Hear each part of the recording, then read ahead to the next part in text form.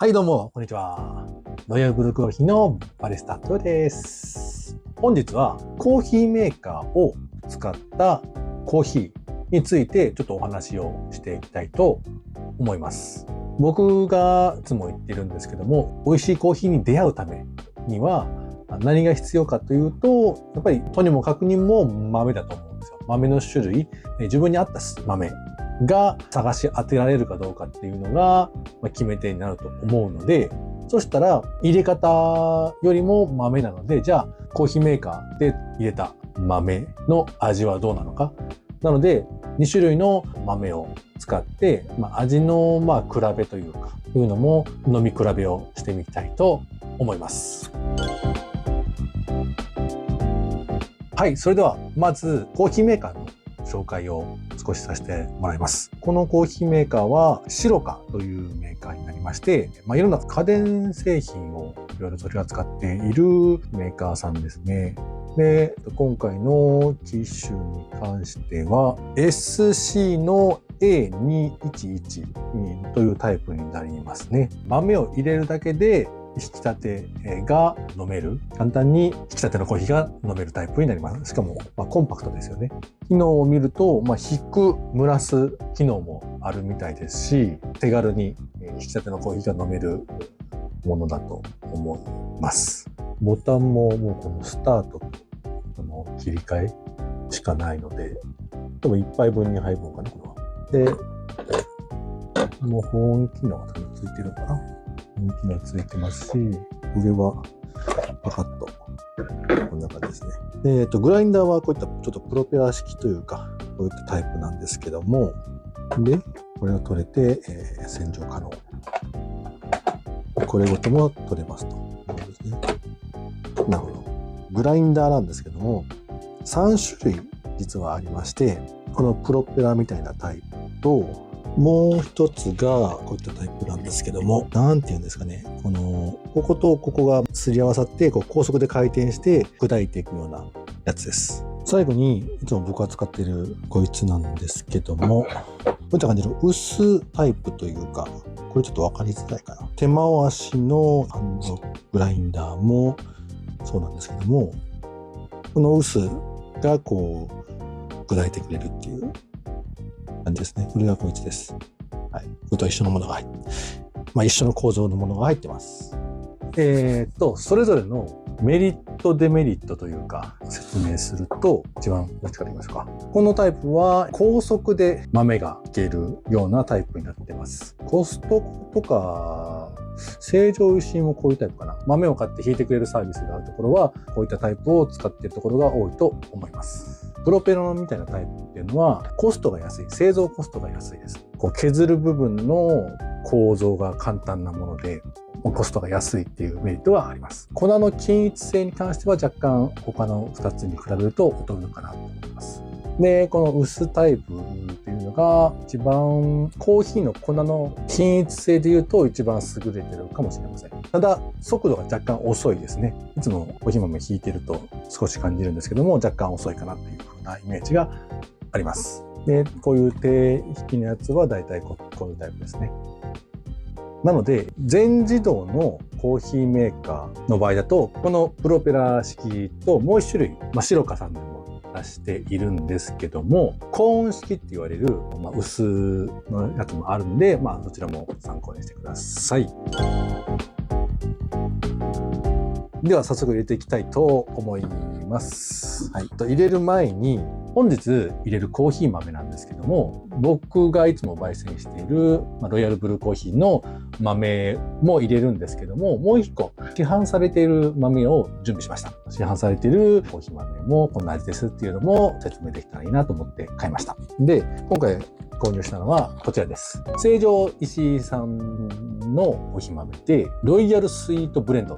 説明を言うと3種類の最高等級豆を使用。香りを引き出すためにコロンビアスプレモをベースに味わいを引き出すためブラジルナンバー2をセレクト。また甘みとコクを出すためにグアテマラ SHB をブレンドしました。焙煎度合いは中入りより1個、深入り寄りなところにマークされています。なぜこれを選んだかというと、これが一番新鮮だったからです。賞味期限が6ヶ月、製造日6ヶ月って書いてあるんですけども、一番最近作られたんじゃないかなと思ったので、これにしました。他のはもう焙煎してから3ヶ月、4ヶ月経ったものも結構いっぱいあったので、一番製造されてから日が近いものに選びました。なので、香りも結構いい感じだと思います。はい。これと、チノは2種類やろうか。はい。エルサルバドルのウォッシュドとイルガシャフェのナチュラルの2種類。で、この3種類をちょっとじゃあやっていきたいと思います。で、入れ方なんですけども、ここ1杯2杯っていう風な設定できるんですけども、お水の量を一定にして、いつも通りコーヒーの粉と水の量を1対17にしようかな。コーヒー豆1に対して17の水の量にしたいと思います。はい。15g。エルサルバドルを 15g。はい、15g と、そしたら255。ぴったし。2550。やば。本当にぴったしちゃうんでびっくりしたわ。はい。そしたら豆を入れていきます。閉めます。はい。蓋が閉まらないと、オンにできないんですね。で、水を入れます。やっぱりこのコーヒーメーカーのメリットとしては、このボタン一つでコーヒーができるところだと思います。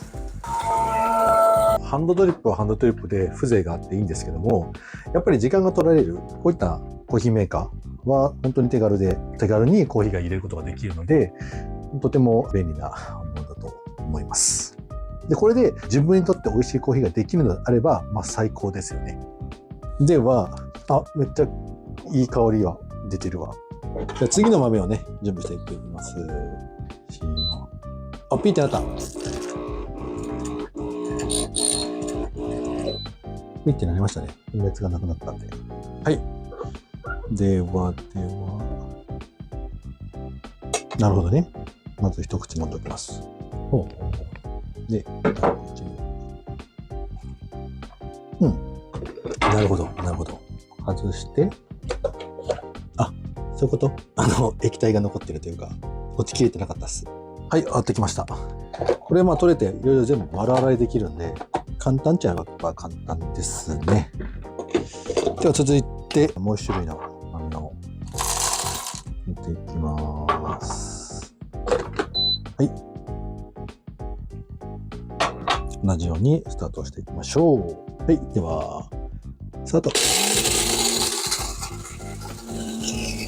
このコーヒーメーカーは消耗品がないので、紙フィルターを準備しなくていいっていうメリットがあります。ただ、コーヒーのカスの処理が少し大変かなと若干思うところはあります。丸洗いできるんで、その辺は人によって意見が分かれると思いますので、コーヒーメーカーによっては紙フィルターを必要とするものもあるので、その辺は購入時によく見てください。コーヒーメーカーってやっぱり手軽にコーヒーを入れたい人が買うものだと思っているので、より自分の中で手間じゃない方を選ぶようにすればいいと思います。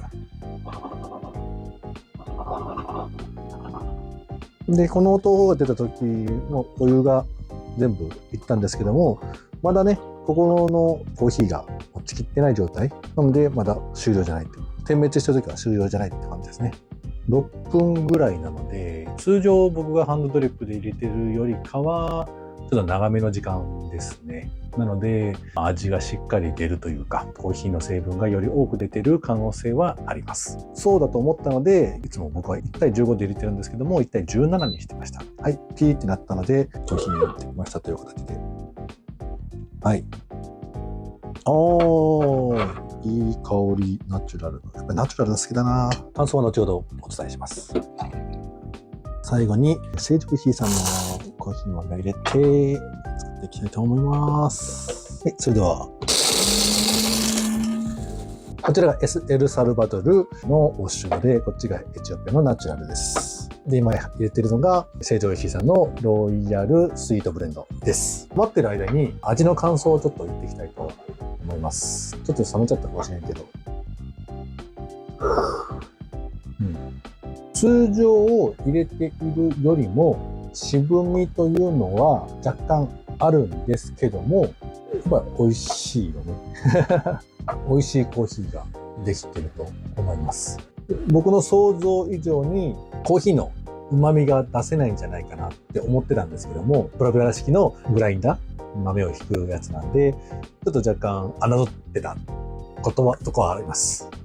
この手軽さでこの味が出るんであればいいんじゃないかなと思いますね。次にエチオピアのナチュラル。このエチオピアのナチュラルはやっぱりナチュラルっぽい味がする。果実感がすごい強い豆なんですけども、それがちゃんと際立ってて、これも美味しいコーヒーですね。いや、普通に美味しいと思う。で、続いて、成城石井さんのオールアラビカコーヒー。ロイヤルスイートブレンドですね。